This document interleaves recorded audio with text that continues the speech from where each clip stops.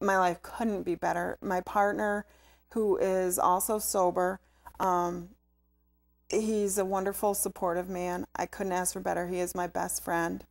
We have 4 puppies that are the kids, and they keep us very, very busy. So, you know, I'm happy to go home. I'm happy to go to work. You know, I have a select group of friends that I still, a lot of my friends changed. I had to change friends, so to speak. You know, you can't still run with the same crowd when, you know, it's hard to go and be in the bar with everybody when you're, right. You know, so you don't do that. And you choose different friends. And I made some wonderful friends through rehab, and I have good friends still that I met when I first started rehab. Great. So, you know. What do you think was the one thing that prevented you from reaching out to get help when you're still a nurse? And what do you think in the field, obviously you still interact with nurses, doctors, physicians, what do you think is the one thing that keeps them from seeking help? Because it sounds to me like the help is there. The help is so there, and it's so readily and available and wonderful. But people are so afraid they're going to lose their license to practice and they'll never be able to do it again. And that's just not true. You get this golden opportunity if you say, I need help. All you have to do is take the first step and surrender. And the help is there for you.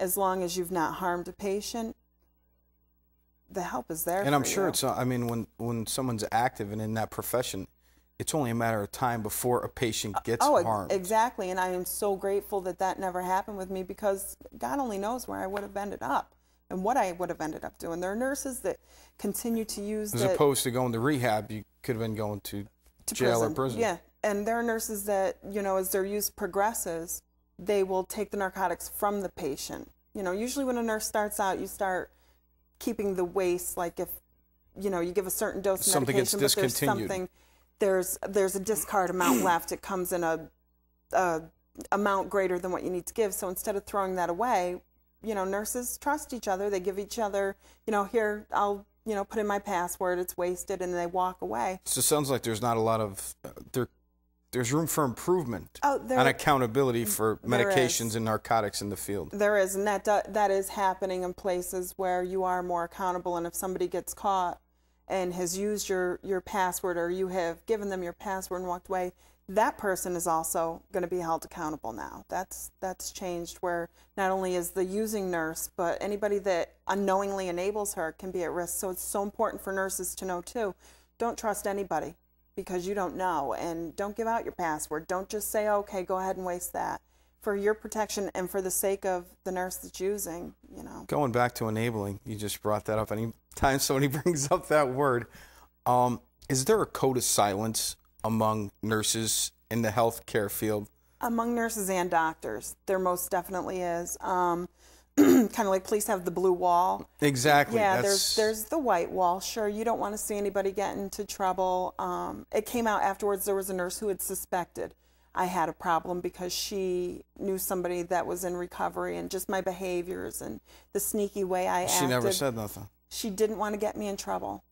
Wow. And, you know, while I have no anger towards her, I would have been angry at first, but I certainly, you know, anytime you think, even if you're wrong, no harm's going to come of it. But if you think, there's so many signs to look for. And it's not just you, it's the patient.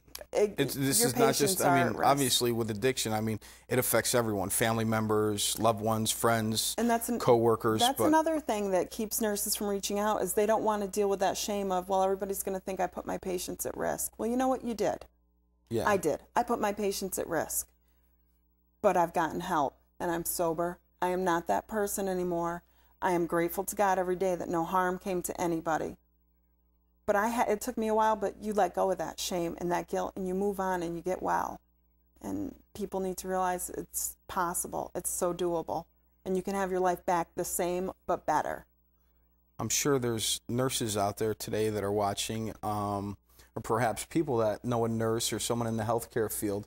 What advice would you have for them directly from